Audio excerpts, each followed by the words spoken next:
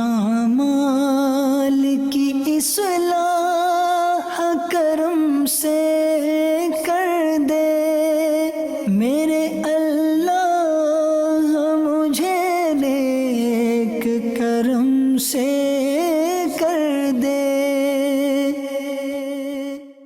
الحمدللہ رب العالمین والصلاة والسلام علی سید المرسلین، اما بعد فاعوذ باللہ من الشیطان الرجیم، بسم اللہ الرحمن الرحیم۔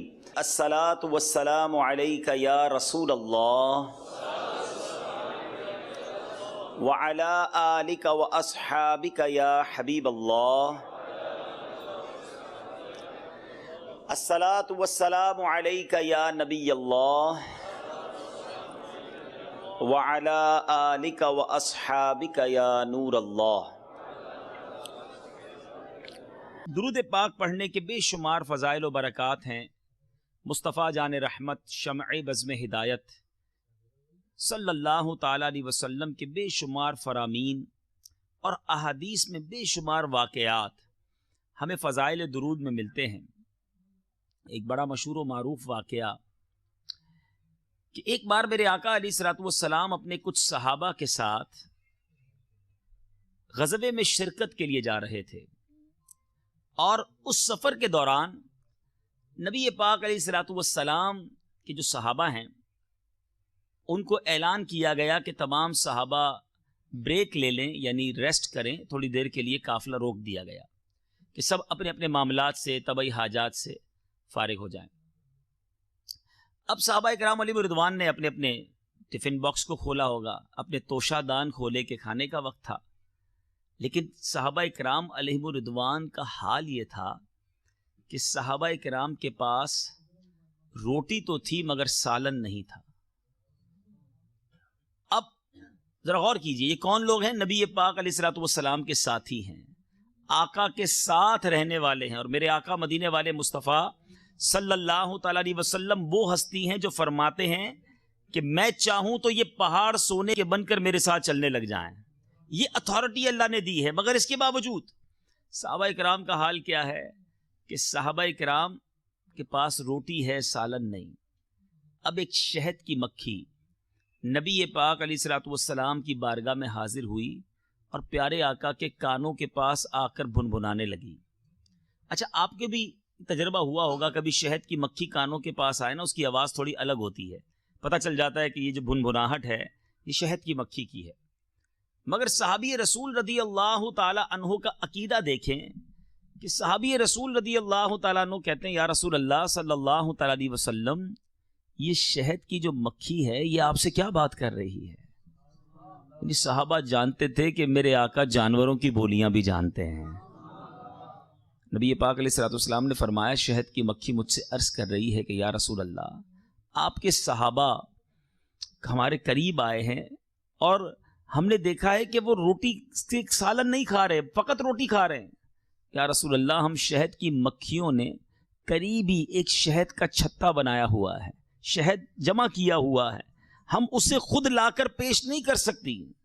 یا رسول اللہ، آپ جو ہے کسی صحابی کو ہمارے ساتھ بھیجیے، وہ ہمارے ساتھ چلیں، وہ شہد لے کر آ جائیں۔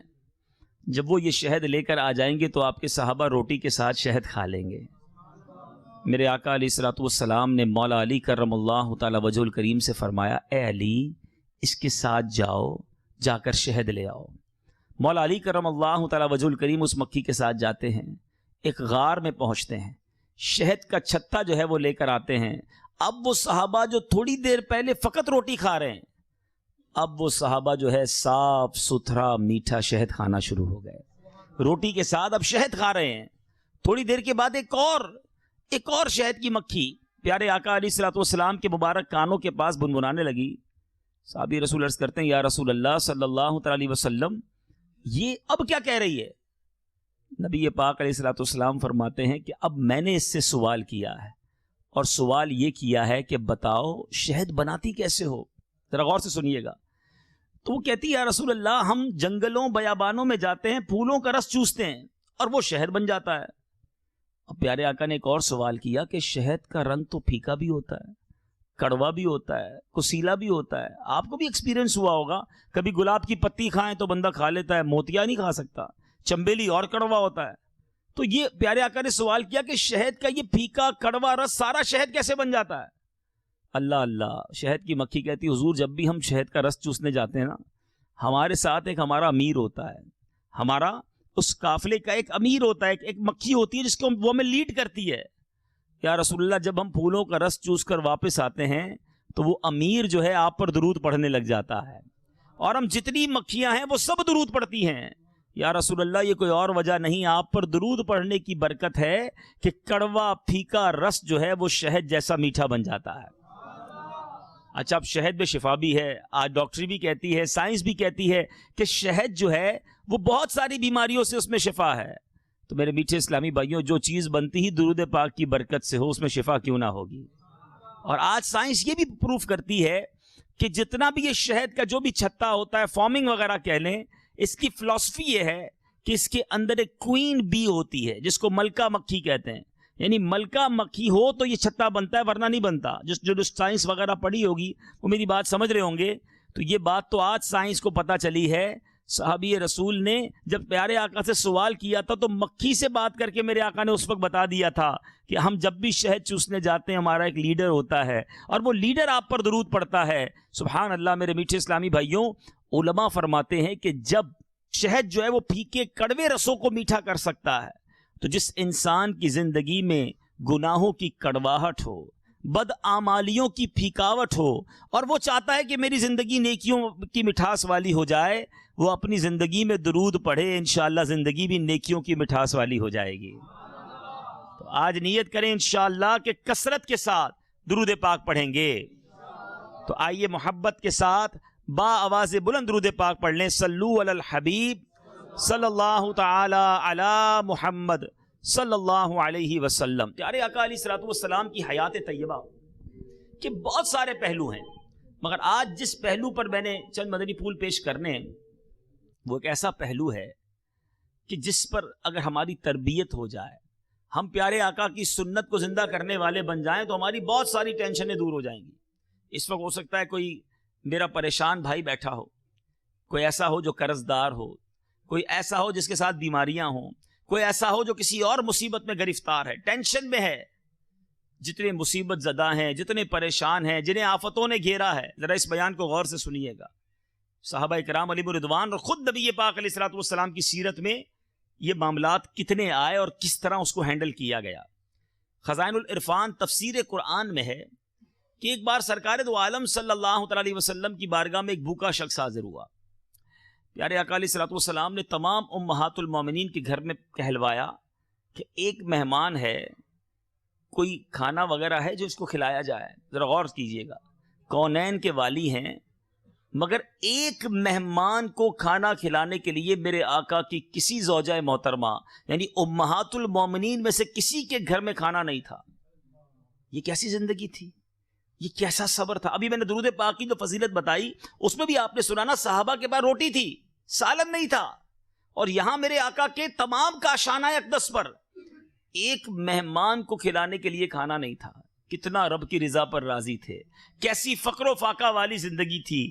آج ہمارے فریج بھرے ہوتے ہیں، ہماری کبڈز بھری بھی ہوتی ہیں، ہمارے جیبوں میں بھی پیسے ہوتے ہیں، مگر پھر بھی موڈ اچھا نہیں ہوتا، پھر بھی تنگی کا رونا رو رہے ہوتے ہیں، پھر بھی شکوے اور شکایات ہوتی ہیں. میرے میٹھے اسلامی بھائیوں، اب میرے آقا علیہ الصلوۃ والسلام نے ایک اعلان کیا کہ ہے کوئی جو اس مہمان کو کھلائے. میرے آقا فرماتے جو اس شخص اس کو مہمان بنائے اللہ عز و جل اس پر رحمت فرمائے. اب صحابہ تھے نا، وہ نیکیوں کے بڑے حریص تھے. جیسے انہوں نے یہ اعلان سنا، حضرت ابو طلحہ انصاری رضی اللہ تعالیٰ کھڑے ہو گئے. عرض کرتے ہیں یا رسول اللہ میں اس مہمان کو اپنے گھر لے جاؤں گا. اچھا، اب اس زمانے میں موبائل فون تو تھا نہیں کہ آج ہمیں کوئی کہے یار میں آپ کے گھر آ رہا ہوں تو ہم فوراً گھر پہ فون کرتے ہیں کھانا تیار رکھنا، مہمان لے کر آ رہا ہوں. اس زمانے میں تو یہ تھا نہیں. تو آپ نے بھی اپنے گھر پہ پوچھا نہیں کہ کھانا ہے کہ نہیں، مہمان لا رہا ہوں. آپ اپنے گھر لے گئے مہمان.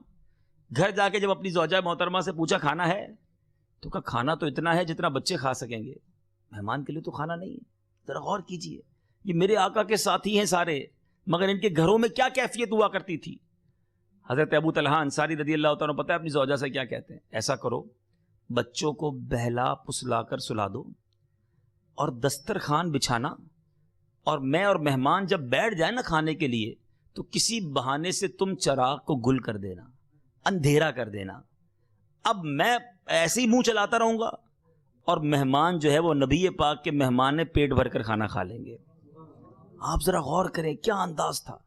ایسا ہی کیا گیا، دسترخوان بچھایا گیا، کھانا لگایا گیا، حضرت ابو طلحہ انصاری بھی بیٹھ گئے، مہمان بھی بیٹھ گئے، آپ کی زوجہ محترمہ رضی اللہ تعالیٰ عنہ نے چراغ گل کر دیا۔ اب جب چراغ گل ہو گیا، مہمان سمجھتا رہا کہ یہ بھی میرے ساتھ کھا رہے ہیں، وہ پیٹ بھر کے اس نے کھا لیا۔ آپ بھی بھوکے رہے، آپ کی زوجہ محترمہ بھی بھوکی رہیں، آپ کے بچے بھی بھوکے رہے، سب نے رات بھوک میں گزاری، رسول اللہ صلی اللہ تعالیٰ علیہ وسلم کے مہمان کو کھانا کھلایا۔ اب جب صبح حضرت ابو طلحہ انصاری نبی پاک کے دربار میں پہنچے، پیارے آقا علیہ الصلوۃ والسلام کی شان دیکھیں۔ ہم تو کوئی نیکی کریں تو سب کو بتاتے ہیں نا، اگر مثال کے طور پہ ہم کسی غریب کو کھلا بھی دیں تو 4 دوستوں کو تو ضرور بتائیں گے، یار آج بڑا کرم ہو گیا، کیا ہوا اب نے آج غریبوں کو کھانا کھلایا۔ حضرت ابو طلحہ انصاری نے اتنی بڑی نیکی کی، بتایا کسی کو نہیں، مگر غیب بتانے والے آقا علیہ الصلوۃ والسلام کے دربار میں جب صبح حاضر ہوئے تو پیارے آقا فرماتے ہیں کہ کل رات فلاں فلاں کے گھر بڑا عجیب معاملہ پیش آیا ہے۔ نبی پاک خود بتا رہے ہیں کہ کل رات فلاں فلاں کے گھر بڑا عجیب معاملہ پیش آیا، اللہ عز و جل ان لوگوں سے بہت راضی ہے۔ میں اور آپ دعوت کرتے ہیں، مہمان خوش ہوتا ہے، حضرت ابو طلحہ انصاری نے وہ دعوت کی کہ رب راضی ہو گیا، اور ایسا راضی ہوا سبحان اللہ، جبریل امین سورہ حشر کی یہ آیت لے کر نازل ہو گئے۔ یعنی ان کی دعوت کا ذکر جو ہے قیامت تک جب تک قرآن کی تلاوت ہوتی رہے گی، حضرت ابو طلحہ انصاری رضی اللہ تعالیٰ عنہ کی گویا اس دعوت کا تذکرہ خیر ہوتا رہے گا۔ قرآن میں اللہ فرماتا ہے اور اپنی جانوں پر ان کو ترجیح دیتے ہیں اگرچہ انہیں شدید محتاجی ہو، اور جو اپنے نفس کی لالچ سے بچایا گیا تو وہی کامیاب ہیں۔ تو پتہ چلا میرے میٹھے اسلامی بھائیوں، ہمارے صحابہ نے ایثار بھی کیے، ہمارے صحابہ نے فقر و فاقہ کی زندگی بھی گزاری۔ خود نبی پاک علیہ الصلوۃ والسلام کے گھر کا عالم کیا تھا، مگر آج ہم اپنے بارے میں سوچیں، تھوڑی سی پریشانی آ جائے، تھوڑی سی مصیبت آ جائے، شکوے ہیں، شکایات ہیں۔ شاعر لکھتا ہے نا، زباں پر شکوے رنجو علم لایا نہیں کرتے، زباں پر شکوے رنجو علم لایا نہیں کرتے، نبی کے نام لیوا غم سے گھبرایا نہیں کرتے۔ اور نبی پاک کی سیرت پڑھیں تو صحیح، ہمیں بہت سارے لوگوں کی ہسٹری پتا ہے، کہ سرور کائنات علیہ الصلوۃ والسلام کی زندگی کے بارے میں کچھ معلومات ہے۔ میرے آقا کو کتنا ستایا گیا، نبی پاک علیہ الصلوۃ والسلام کو کس قدر جو ہے ظلم و ستم کیا گیا آپ پر، مگر آپ صبر و شکیبائی کے ایسے جناب یوں سمجھیے کہ مثال بنے رہے کہ آج رہتی دنیا کے لیے میرے آقا ہم سب کے لیے مثال ہیں۔ سبب کیا تھا، کیوں ستاتے تھے؟ پہلے تو لوگ سارے محبت کرتے تھے، نبی پاک نے جب اللہ ایک ہونے کا دعویٰ کیا، اسلام کی دعوت شروع کی، اب وہ لوگ جن کے مذہبوں پر، جن کے معاملات پر ٹھیس پہنچنے لگی، انہوں نے پیارے آقا سے ظلم و ستم کرنا شروع کیا، نبی پاک پر آوازیں کستے۔ کیا کیا ہوتا تھا ذرا سنو۔ میرے آقا کو جب قرآن پاک میں اللہ تعالیٰ نے یہ حکم دیا، اے محبوب اپنے قریب تر رشتہ داروں کو ڈراؤ، اب حکم ملا کہ کھل کر کام کرو۔ پیارے آقا علیہ الصلوۃ والسلام کوہ صفا پر جلوہ گر ہوئے، اب یہ اعلان نبوت کے فوراً بعد کا وقت ہے، اور لوگوں سے کیا کہا کہ اے لوگوں بتاؤ کہ اگر میں یہ کہوں کہ وادی مکہ پر دور سے ایک لشکر حملہ ور ہونے والا ہے تو تم کیا یقین کر لو گے؟ سب بیک زبان ہولے کہنے لگے کہ ہم نے تو ہمیشہ آپ کو سچ بولنے والا پایا ہے، آپ تو صادق ہیں، امین ہیں، آپ کی تعریف کی۔ اب جب نبی پاک نے گراؤنڈ بنا لیا کہ لوگ مجھ پر یقین کر رہے ہیں، اب پیارے آقا نے ارشاد فرمایا تو سن لو، اگر تم مجھ پر ایمان نہیں لاؤ گے تو تم پر سخت عذاب نازل ہوگا۔ اب جب یہ کہنے لگے تو لوگ جو ہیں، ابو لہب کیا کہتا ہے، بکواس کرنے لگا اور لوگ منتشر ہو گئے۔ اے میرے میٹھے اسلامی بھائیو ذرا غور کریں، نبی پاک کی بات ماننے سے انکار کر دیا۔ میرے آقا علیہ الصلوۃ والسلام نے جب علل اعلان تبلیغ شروع کی تو ان لوگوں نے کوڑا کرکٹ نبی پاک کے دروازے پر ڈالنا شروع کر دیا۔ میرے آقا علیہ الصلوۃ والسلام کے دروازے پر جانوروں کا خون ڈالتے، کبھی راستوں میں کانٹے بچھاتے تو کبھی بدنے نازنین پر پتھر برساتے۔ ایک بار تو ان بے رحم لوگوں نے نبی پاک علیہ الصلوۃ والسلام سجدے کی حالت میں تھے تو گردن شریف کو نہایت شدت سے دبایا، قریب تھا کہ مبارک آنکھیں باہر تشریف لے آتی، کبھی ایسا ہوتا کہ سجدے کی حالت میں پشت اتھر پر یعنی مبارک پیٹھ پر بچہ دان یعنی وہ کھال جس میں اونٹنی کا بچہ لپٹا ہوا ہوتا ہے وہ رکھ دیا. کبھی کفار جفاکار آپ کی شان اقدس میں گستاخانہ جملے کستے تھے. آپ صلی اللہ تعالی علیہ وسلم کو معاذ اللہ جادوگر اور کاہن کہا کرتے تھے. ذرا غور کریں، رب کے حبیب ہیں. اللہ تبارک و تعالی نے کس قدر کرم نوازی نبی پاک پر فرمائی، مگر ستایا جا رہا ہے اور آپ صبر کر رہے ہیں. شاعر اس کی منظر کشی کیسے کرتا ہے. پیمبر دعوت اسلام دینے کو نکلتا تھا، نوید راحت و آرام دینے کو نکلتا تھا. نکلتے تھے قریش اس راہ میں کانٹے بچھانے کو، وجود پاک پر 100 طرح کے ظلم ڈھانے کو. خدا کی بات سن کر مضحکے میں ٹال دیتے تھے، نبی کے جسم اطہر پر نجاست ڈال دیتے تھے. تمسخر کرتا تھا کوئی پتھر اٹھاتا تھا، کوئی توحید پر ہنستا تھا، کوئی منہ چڑھاتا تھا. قریشی مرد اٹھ کر راہ میں آوازیں کستے تھے، یہ ناپاکی کے چھرے 4 جانب سے برستے تھے. کلام حق کو سن کر کوئی کہتا تھا یہ شاعر ہے، کوئی کہتا تھا کاہن ہے، کوئی کہتا تھا ساحر ہے، مگر وہ منبع علم و حیا خاموش رہتا تھا. دعائے خیر کرتا تھا، جفا و ظلم سہتا تھا. اے نبی پاک علیہ الصلوۃ والسلام کے غلاموں، یہ دین ایسے نہیں پھیلا. بڑی تکلیفیں اٹھائی ہیں صحابہ نے. میرے آقا علیہ الصلوۃ والسلام پر خود بہت سارے مظالم کے پہاڑ توڑے گئے. ایک موقع پر جب شعب ابی طالب میں طویل واقعہ ہے کہ پیارے آقا علیہ الصلوۃ والسلام اور صحابہ کا باقاعدہ سماجی بائیکاٹ کیا گیا. 3 سال تک یہ معاملہ رہا کہ کوئی قریش میں سے ان سے کاروبار بھی نہیں کرے گا، ان کو کھانا پینا بھی نہیں پہنچائے گا، رشتہ بھی نہیں کرے گا، ایوری تھنگ بلاک. ایک وادی کے اندر یہ سارے لوگ قید ہو گئے. نبی پاک کے ساتھ صحابہ تھے، مگر جب یہ سماجی بائیکاٹ تھا تو بچے بھوک سے بلبلاتے تھے، کیونکہ کھانا آنے سے پہلے غیر مسلم جو تھے باہر ہی غلہ خرید لیتے تاکہ اندر کوئی فروخت کرنے ہی نہ پہنچ سکے. بچے بھوک سے بلبلاتے، مائیں ظاہر بچوں کو دیکھ کے تڑپتی تھی، مگر باہر یہ غیر مسلم ان کی آوازیں سن کر کہے لگاتے تھے. خواتین کا دودھ خشک ہو گیا. محصورین نے کئی روز تک بھوکے رہنے کے بعد درختوں کے پتے ابال کر اپنا پیٹ بھرنا شروع کر دیا. حضرت سیدنا سعد بن ابی وقاص رضی اللہ تعالیٰ عنہ کا بیان ہے، ایک بار رات کو انہیں سوکھے چمڑے کا ٹکڑا ملا. کہتے بہت بھوک لگی تھی، میں نے وہ چمڑے کا ٹکڑا دھویا، اس کو آگ پر بھونا، کوٹ کر پانی میں گھولا اور ستو کی طرح پی کر اپنے پیٹ کی میں نے آگ بجھائی. 3 سال میرے میٹھے اسلامی بھائیوں صحابہ نے ایسے گزارے، مگر نبی پاک کا ساتھ نہیں چھوڑا، اسلام سے منہ نہیں موڑا، اللہ سے شکوے شکایت کرنا نہیں شروع کر دیے. شاعر لکھتا ہے وہ بھوکی بچیوں کا روٹھ کر فی الفور من جانا، خدا کا نام سن کر صبر کی تصویر بن جانا. تڑپنا بھوک سے کچھ روز آخر جان کھو دینا، وہ ماؤں کا فلک کو دیکھ کر چپ چپ ہو رہنا. رضا و صبر سے دن کٹ گئے ان نیک بختوں کے کہ کھانے کے لیے ملتے رہے پتے درختوں کے. گزارے 3 سال اس رنگ سے ایمان والوں نے، دکھا دی شان استقلال اپنی آن والوں نے. بہرحال یہ 3 سال میرے بیچے اسلامی بھائیوں گزرے. میں ان تمام اگر طائف کے میدان کی بات کروں تو کس طرح نبی پاک علیہ الصلوۃ والسلام پر طائف کے میدان میں پتھر برسائے گئے، میرے آقا کے مبارک نالین خون سے بھر گئے. میں بتانا یہ چاہ رہا ہوں، اللہ نے مجھے اور آپ کو گھر بیٹھے ایمان دیا ہے. ہم پیدا ہوئے تو مسلمان، ہمارے کانوں میں جو سب سے پہلی آواز آئی اللہ اکبر اللہ اکبر. ذرا سوچو کتنی آسانی سے اسلام مل گیا.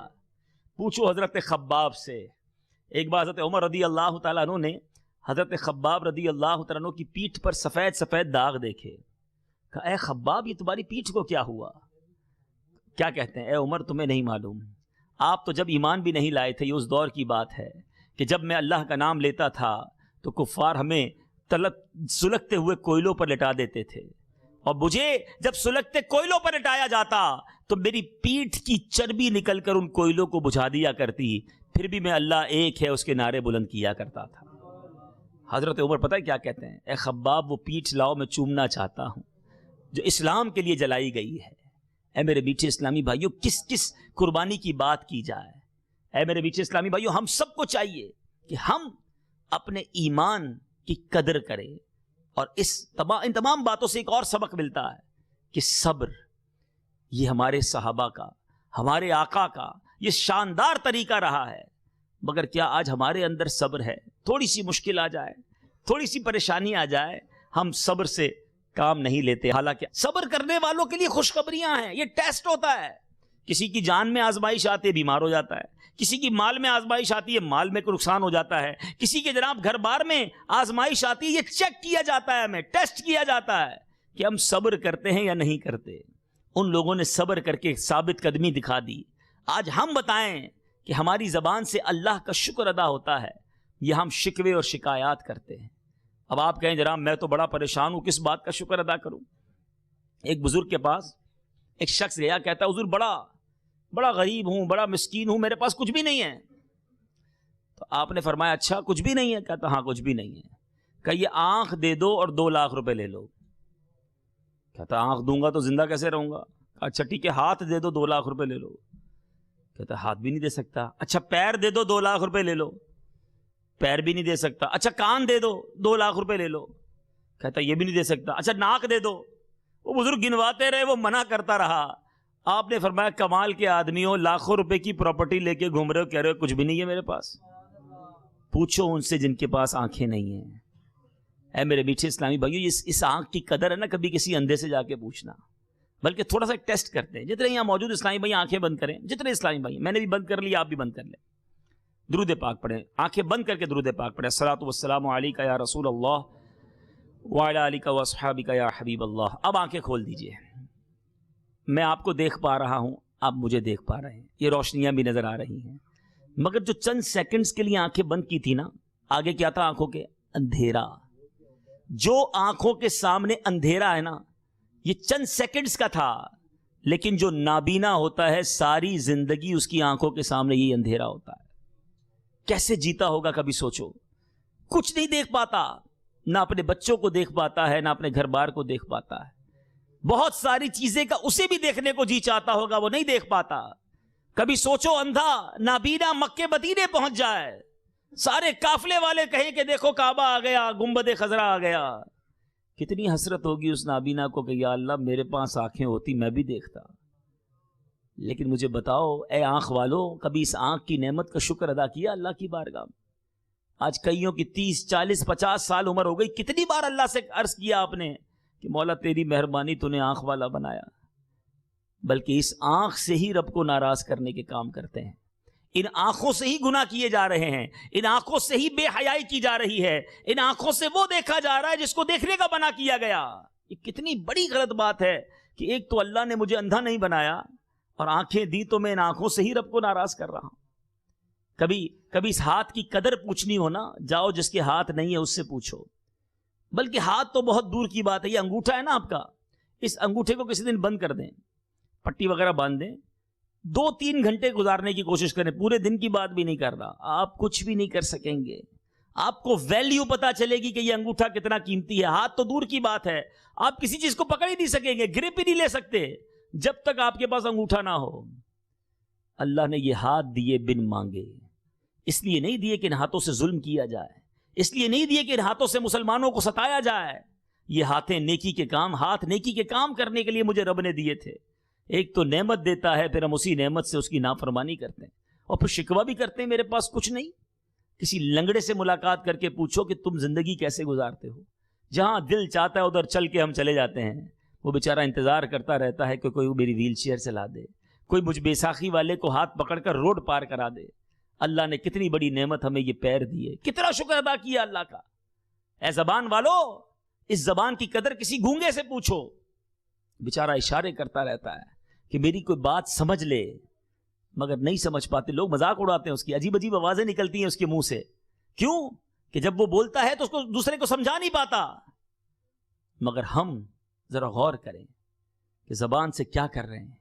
اول تو اس زبان کا شکر ادا کرنا چاہیے تھا، اور پھر اس زبان کو گناہ سے بچانا چاہیے تھا۔ اللہ کے ذکر، نبی علیہ الصلوۃ والسلام کے ذکر میں اس زبان کو خرچ کرنا چاہیے تھا۔ مگر آج میرے بیچ اسلامی بھائیوں، ہم اپنی زبان کو گناہوں سے پر کر رہے ہیں. یہ دل، یہ زبان، یہ آنکھیں گناہ کرنے کے لیے مولا نے نہیں دی. اللہ تبارک و تعالیٰ فرماتا ہے، حدیث قدسی ہے، میرے آقا فرماتے ہیں کہ رب عز و جل فرماتا ہے، جب میں اپنے کسی بندے کے بدن یا اس کے مال یا اس کی اولاد کی طرف کوئی سختی بھیجوں. بھائی نارملی پرابلم تو یہ آتی ہے نا، اولاد میں آ جاتی ہے، مال میں آ جاتی ہے، بدن میں آ جاتی ہے، بیمار ہو جاتا ہے انسان، نقصان ہو جاتا ہے، یا اولاد میں کوئی پرابلم ہو جاتی ہے. جب میں اپنے کسی بندے کے بدن، مال یا اولاد میں سختی بھیجوں، پھر وہ صبر جمیل کے ساتھ اس کا استقبال کرے. صبر صرف صبر نہیں، صبر جمیل کے ساتھ. اب یہ جملہ بھی بڑا مشہور ہے، بہت کہتے ہیں ہم جناب اللہ آپ کو صبر جمیل عطا فرمائے. پوچھو بھائی صبر جمیل کہتے ہیں کس کو ہیں؟ تو یہ کسی جمیل بھائی کا صبر نہیں ہے. ٹھیک ہے، صبر جمیل کی آج تعریف بھی سمجھ لیں. صبر جمیل کیا ہے؟ سبحان اللہ. علماء کہتے ہیں صبر جمیل یہ ہے کہ دو بندے ساتھ بیٹھے ہوں، ایک تکلیف میں ہے، ایک بغیر تکلیف میں، بغیر پرابلم میں ہے. دونوں میں سے بندہ پہچان نہ سکے کس کو تکلیف ہے. یعنی جس کو پرابلم ہے نا، اس کا چہرہ بھی نہ بتائے، زبان سے تو دور کی بات ہے. جب میرا رب مسبب الاسباب ہے، وہ پریشانیاں دور کرنے والا ہے، میں اسی سے عرض کروں گا. مولا جو میرے حق میں بہتر ہوگا وہی فرمائے گا، مگر ہمیں صبر نہیں آتا. ابھی حدیث دوبارہ سنیں کہ اگر بندے کے مال، جان، اولاد پر کوئی مصیبت آئے اور اللہ فرماتا ہے وہ صبر جمیل کے ساتھ اس کا استقبال کرے تو ملے گا کیا؟ اللہ فرماتا ہے تو پھر قیامت کے دن مجھے اس سے حیا آئے گی کہ میں اس کے لیے میزان قائم کروں اور اس کا نامہ اعمال کھولوں. ارے آپ سوچو، ہمارا نامہ اعمال نہ کھلے، ہمارے لیے میزان قائم نہ ہو، اس سے بڑی نعمت کون سی ہے؟ بلا حساب اگر جنت میں داخلہ مل رہا ہے تو پھر اور کیا چاہیے؟ تو تھوڑی مصیبتیں، تھوڑی پریشانیاں، یہ صبر کرنے کی عادت ڈالو. ایک بار حضرت رابعہ بصریہ رضی اللہ تعالیٰ عنہ، بات بڑی باریک ہے لیکن جو سمجھدار ہیں وہ اس بات کو پک کر لیں گے. آپ نے ایک شخص کو ماتھے پر پٹی باندھے ہوئے دیکھا، سر پر اس نے پٹی باندھی ہوئی ہے. تو حضرت رابعہ بصریہ کہتی ہیں کہ ماتھے پر پٹی کیوں باندھی ہے؟ تو وہ شخص کہتا ہے میرے سر میں درد اس لیے باندھی ہے. نارملی ہم بھی باندھتے ہیں، مگر جس کو کہتے ہیں صوفی ہوتے ہیں، جو اللہ والے ہوتے ہیں، ان کی باتیں بھی اللہ والی ہوتی ہیں. آپ فرماتی ہیں کہ صحت کی پٹی کبھی باندھی تھی؟ آج تمہارے سر میں تکلیف ہے تو تم نے سر پر پٹی باندھی ہے. اتنا عرصہ اللہ نے صحت مند رکھا، صحت کی پٹی کبھی باندھی؟ اب بات سمجھ رہے ہیں کہ پٹی باندھ کر تم دنیا کو بتا رہے ہو اللہ نے بیمار کر دیا. اللہ کریم نے زندگی کے اتنے سال تمہیں صحت مند رکھا، اس کا شکر کب ادا کیا؟ اس کے بارے میں لوگوں کو کب بتایا؟ تو اے میرے میٹھے اسلامی بھائیوں، تکلیف ہمیشہ تھوڑے دنوں کی ہوتی ہے، راحت بہت زیادہ ہوتی ہے. ہم راحت کی چھاؤں کو بھول کر تکلیف کی دھوپ کا تذکرہ لوگوں سے کرتے چلے جاتے ہیں. ایسا نہ کیا کریں. یہ روایتوں کا مفہوم ہے. پیارے آقا علیہ الصلوۃ والسلام فرماتے ہیں کہ جب بندہ اپنے کسی عمل کے ذریعے اس مرتبے تک نہیں پہنچ سکتا جہاں تک اللہ اسے پہنچانا چاہتا ہے، یعنی اللہ کی بارگاہ میں اس کا ایک مرتبہ، ایک مقام لکھا ہوتا ہے، وہ نہیں پہنچ پاتا، تو اللہ تبارک و تعالیٰ اس کے اوپر کچھ مصیبتیں بھیجتا ہے. وہ صبر کرتا ہے تو اس مرتبے تک پہنچ جاتا ہے. اب اس کا مطلب یہ ہوا کہ مصیبت، تکلیف میرے مرتبے کو بلند کروانے آئی تھی، مگر ناشکری کر کے، شکوے کر کے، شکایتیں کر کے، لوگوں کو بتا کر ہم نے اپنا وہ سارا صبر کا ثواب ضائع کر دیا. اچھا، یہ بھی ایک وسوسہ آتا ہے کہ یار میں نمازیں بھی پڑھوں، میں روزے بھی رکھوں، میں عبادت بھی کروں، میری مصیبت ہی ختم نہیں ہوتی. اور جناب وہ فلاں آدمی ایک وقت کی نماز نہیں پڑھتا، روزی بھی حرام، اس کے سارے کام ٹھیک ہو رہے ہوتے ہیں. یہ بھی بڑا وسوسہ لوگوں کو آتا ہے.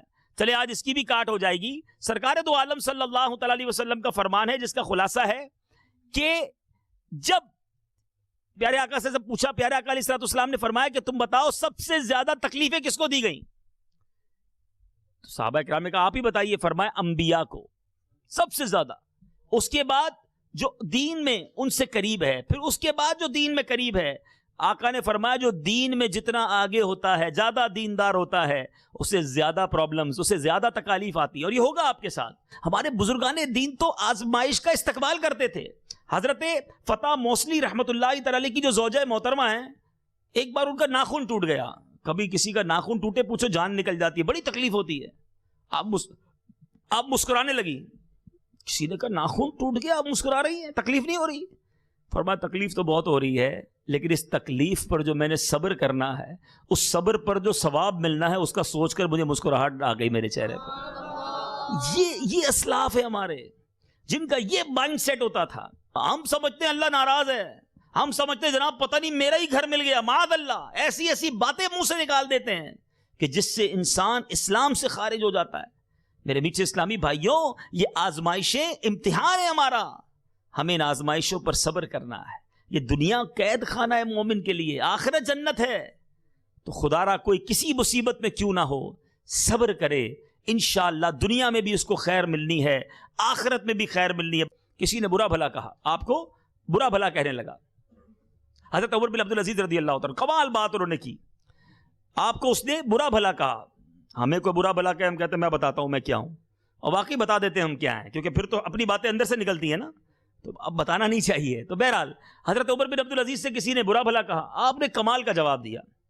آپ نے فرمایا، اے شخص تو چاہتا ہے کہ مجھے غصہ آ جائے، پھر میں تجھے بدلہ دوں، تجھ پر ظلم کروں، تجھے برا بھلا کہوں، اور پھر تو قیامت کے دن اللہ کی بارگاہ میں فریاد کر کے مجھے پھنسوا دے۔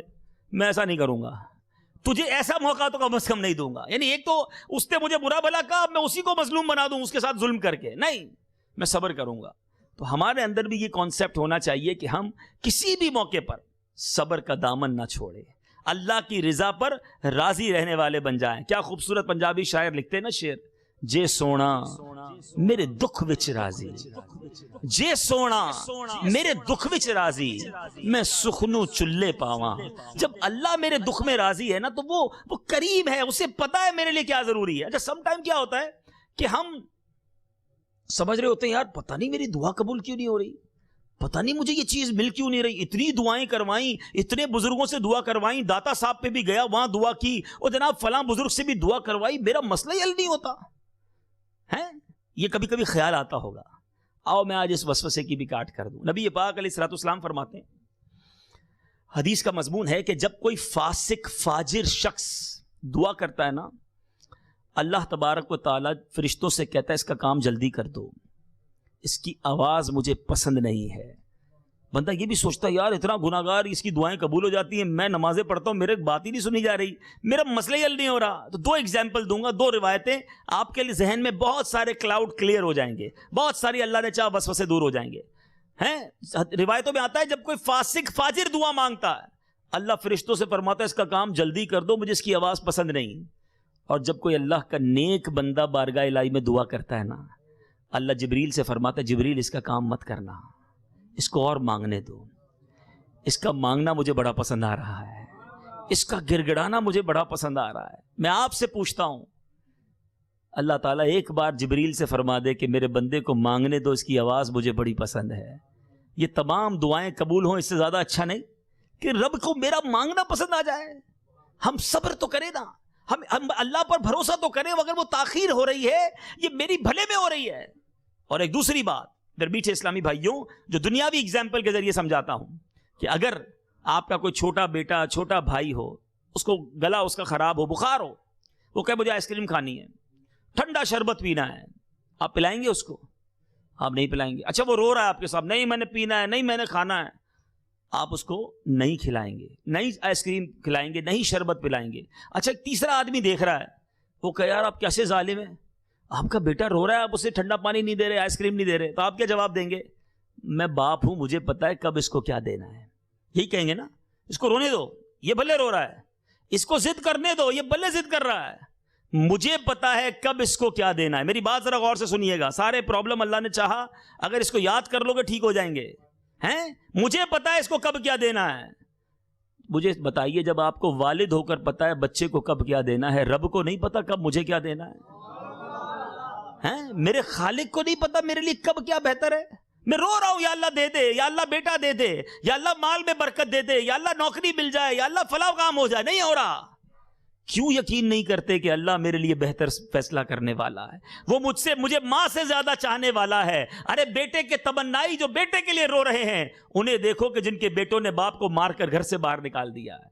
کیا پتا تمہارے نصیب میں ایسا بیٹا تھا اس لیے اللہ نے بیٹا ہی نہیں دیا. اللہ بہتر جانتا ہے. اللہ کے فیصلوں پر یقین کرنا سیکھ لو, صبر کرنا آسان ہو جائے گا, دل کو قرار مل جائے گا. اے میرے میٹھے اسلامی بھائیوں, آج کے اس مختصر سے بیان میں جو میسج کنوے کرنا ہے, جو میسج آپ سب کو دینا ہے, جو پیغام دینا ہے کہ اپنے آپ کو صبر کا عادی بنائیں, اللہ کے فیصلوں پر صابر رہنے والا بنائیں, تو انشاءاللہ دنیا میں بھی خیر آپ کا مقدر بنے گی, لائف گزارنا آسان ہو جائے گا. اچھا, بے صبری کی ایک وجہ پتہ ہے اور کیا ہوتی ہے؟ ہم نارملی نعمتوں میں جو ہے نا اپنے سے اوپر والوں کو دیکھ رہے ہوتے ہیں. او ہو فلاں کی کوٹھی دیکھو, میرا تو چھوٹا سا گھر ہے, فلاں کے پاس اتنی گاڑیاں, میں روز اسکوٹر پہ جاتا ہوں, جناب اتنا پیسہ اس کے پاس, میں تو نوکری کرتا ہوں, ساری زندگی نوکری کروں گا پھر بھی اس کے برابر نہیں پہنچ سکوں گا. انسان بے صبرا ہو جاتا ہے, ٹینشن میں ہی رہتا ہے. یہی ہماری غلطی ہے. علماء بڑا پیارا اس کا حل دیتے ہیں, فرماتے ہیں نیکیوں میں اپنے سے اوپر والے کو دیکھو, نعمتوں میں اپنے سے نیچے والے کو دیکھو, زندگی آسان ہو جائے گی. ایک بزرگ جو تھے وہ روڈ پہ جا رہے تھے, پیر میں چپل نہیں تھے. اللہ کی بارگاہ میں عرض کی, یا اللہ کمال ہو گیا, میرے پاس چپل ہی نہیں ہے, ننگے پیر جا رہا ہوں. تھوڑی دیر ہوئی تو برابر سے ایک شخص نکلا, اس کے پیر ہی نہیں تھے. اللہ سے عرض کی, مولا تیری مہربانی, پیر تو دیے ہیں. تو آپ میں جو جس طرح بھی زندگی گزار رہا ہے نا, یہ میں چیلنج کر رہا ہوں جتنے اس ہال میں موجود ہیں, یا بلکہ بعد میں جو چینل پر مجھے دیکھیں, سب کو ایک چیلنج دیتا ہوں کہ آپ جیسی زندگی گزار رہے ہیں, ایسی زندگی گزارنے کا خواب اب بھی کروڑوں لوگ دیکھ رہے ہیں. اب آپ کہیں گے ایسا کیسے ہو سکتا ہے, میں تو بڑا غریب, میرے جیسی زندگی کون گزارنے کی خواب دیکھ رہا ہے؟ حضرت آپ چل کر اجتماع میں آئے ہیں, کئیوں کے پیر ہی نہیں ہیں. ابھی آپ یہاں بیٹھے ہیں, کئی ہاسپٹل کے بستروں پر بیٹھے ہوئے ہیں. ابھی ٹھنڈی رات میں گھر جا کر کوئی تکیہ, کوئی بستر آپ کا اور میرا انتظار کر رہا ہے. مگر آج رات بھی دنیا کے کئی لوگ فٹ پاتھ پر سوئیں گے. کئی ایسے ہیں جو نالیوں کے ذریعے جنہیں خوراک دی جا رہی ہے, اپنا استنجا خود نہیں کر پا رہے, پائپ کے ذریعے ان سے کروایا جا رہا ہے. اس سب سے ہم اچھی زندگی گزار رہے ہیں, پھر بھی شکر نہیں ہے, پھر بھی اللہ کی بارگاہ سے اطمینان نہیں ہے. خدا را یہ سمجھو, نعمتوں میں اپنے سے نیچے والوں کو دیکھیں. اگر کوئی چھوٹے گھر میں رہتا ہے وہ جھونپڑی والے کو دیکھے, جھونپڑی والا فٹ پاتھ والوں کو دیکھے. فٹ پاتھ والا پھر بھی اللہ کا شکر ادا کرے, مولا آزاد تو ہوں, لوگ تو جیلوں میں گرفتار ہیں. ہر بندے سے زیادہ مصیبت میں بندہ موجود ہے, اسے دیکھ کر صبر کرنا سیکھو. اوپر دیکھو گے تو کبھی یہ دوڑ ختم نہیں ہوگی, یہ کمپٹیشن کبھی ختم نہیں ہوگا کہ میں اس سے آگے بڑھ جاؤں, اس سے آگے ایک اور مل جائے گا, اس کے آگے ایک اور مل جائے گا, اور یہ زندگی ختم ہو جائے گی. ہم نے مال کی دوڑ میں نہیں رہنا. ہاں میں کہتا ہوں کمپٹیشن کرو, یہ بھی علماء نے لکھا کہ اگر آپ کو کمپٹیشن کرنا ہے, اگر آگے بڑھنا ہے, تو نیکیوں والے کو دیکھو کہ فلاں مجھ سے زیادہ نیکیاں کرتا ہے, میں بھی نیکیاں کروں گا. تمہیں دکاندار اور فیکٹری والے کی ریس ہوتی ہے, کبھی 5 وقت با جماعت نماز پڑھنے والے کی ریس نہیں ہوتی کہ وہ ماشاءاللہ روزانہ 5 وقت فجر بھی با جماعت پڑھتا ہے اور میں جناب نمازیں چھوڑ دیتا ہوں. نہیں, اب میں بھی 5 وقت پڑھوں گا. جو 5 وقت نماز پڑھنے والا ہے وہ تہجد گزار کو دیکھے, کتنا نیک آدمی ہے, روز تہجد پڑھتا ہے, اب انشاءاللہ میں بھی تہجد پڑھوں گا. تہجد پڑھنے والا روز قرآن پڑھنے والے کو دیکھے کہ ماشاءاللہ روز 1 پارہ تلاوت کرتا ہے, اب میں بھی انشاءاللہ روز تلاوت کروں گا. اچھا جناب تلاوت بھی ہو گئی, ایسے بندے کو دیکھے جو روزانہ 1200 بار درود پاک پڑھتا ہے, ارے میں بھی 1200 بار درود پاک پڑھوں. کرو نا کمپٹیشن, جتنا کمپٹیشن کرو گے نیکیاں بڑھتی چلی جائیں گی, جنت کی طرف جانا آسان ہو جائے گا. ہم دنیاوی کمپٹیشن کے چکر میں اللہ کو ناراض کرنے والے اور حرام کاموں میں مصروف ہو جاتے ہیں. آج ہمارا حال یہ ہے, کسی کے گھر دعوت میں جائیں, دعوت سے آ کر پہلے تو اس کی غیبتیں ہوں گی, اتنا بڑا آدمی ہو کے دیکھو کیسا کھانا کھلایا ہے, اتنے لوگ تھے تو سیٹیں زیادہ نہیں رکھی تھی. پہلے برائیوں پر تبصرہ ہوگا, اور اب نیت دوسری کیا ہوگی کہ میں اب اس سے بڑی دعوت کر کے دکھاؤں گا, میرے بچے کا فنکشن اس سے بڑا ہوگا. اسی میں مر گئے ہم لوگ. اللہ کے بندو, اس کمپٹیشن کو چھوڑو. اگر کرنی ہے, کمپٹیشن کرنا ہے, مقابلہ کرنا ہے, یہ صحابہ میں بھی مقابلہ تھا نا. یاد نہیں غزوہ تبوک کے موقع پر حضرت عمر کہتے تھوڑے پیسے زیادہ تھے, اللہ اللہ سوچ دیکھو, کہتے میرے پاس تھوڑا مال زیادہ تھا. میں نے سوچا ہر بار حضرت ابو بکر آگے بڑھ جاتے ہیں, آج مال لے کر دربار رسالت میں جاتا ہوں تاکہ سیدنا ابو بکر سے زیادہ آگے بڑھ جاؤں. ہمارا کیا حال ہوتا ہے, مال زیادہ ہے, تھوڑی عیاشیاں زیادہ کرتے ہیں. بڑے سالوں سے ارمان روکے ہوئے تھے, اب پیسے آئے ہیں, اب وہ سارے ارمان نکالوں گا جو گناہوں والے. نہیں, حضرت عمر کہتے ہیں مال زیادہ تھا, صدقہ زیادہ دوں گا. اپنا آدھا مال لے کر بارگاہ رسالت میں حاضر ہو گئے کہ اب بس حضرت ابو بکر سے اس بار تو مجھے لگتا ہے میں زیادہ نکل ہی گیا, تھوڑی دیر بعد حضرت ابوبکر صدیق تشریف لائے. بظاہر مال تھوڑا تھا, یاد رکھیے گا یہ دو باتوں کی کلیریفیکیشن ہو جائے گی. اپیرنٹلی بظاہر حضرت ابوبکر صدیق کا مال حضرت عمر سے تھوڑا تھا, تھوڑا مال لے کر آئے تھے. ہو سکتا ہے حضرت عمر نے جب وہ مال دیکھا ہو تو دل میں خیال آ ہو, لگتا ہے اس بار تو آگے بڑھ گیا ہوں. لیکن حضرت ابوبکر صدیق سے پیارے آقا نے پوچھا, اے ابوبکر کیا لائے ہو؟ عرض کرتے ہیں یا رسول اللہ جو کچھ گھر میں تھا سب لے آیا ہوں. اے ابوبکر گھر والوں کے لیے کیا چھوڑا ہے؟ کہتے ہیں یا رسول اللہ گھر والوں کے لیے اللہ اور اس کا رسول کافی ہے. سب کچھ. بلکہ حضرت ابوبکر صدیق نے تو کمال یہ کیا کہ جو کرتے میں بٹن لگتے نا, ان بٹن کی جگہ کانٹے لگائے, بٹن بھی رائے خدا میں دے دیے. تھوڑی دیر ہوئی تو جبریل امین نبی پاک کی بارگاہ میں آئے. جبریل امین نے لباس پہنا تھا, اس میں کانٹے لگے ہوئے تھے. پیارے آقا نے پوچھا, اے جبریل یہ کیسا لباس پہنا ہے؟ کہتا ہے یا رسول اللہ صرف میں نے نہیں, اللہ کو آج ابو بکر کی ادا ایسی پسند آئی ہے, آسمانوں پر جتنے فرشتے سب نے یہی لباس پہنا ہے. اللہ اکبر یا رسول اللہ. اب ذرا غور کیجئے, یہ تھے صحابہ, یہ تھا کمپٹیشن.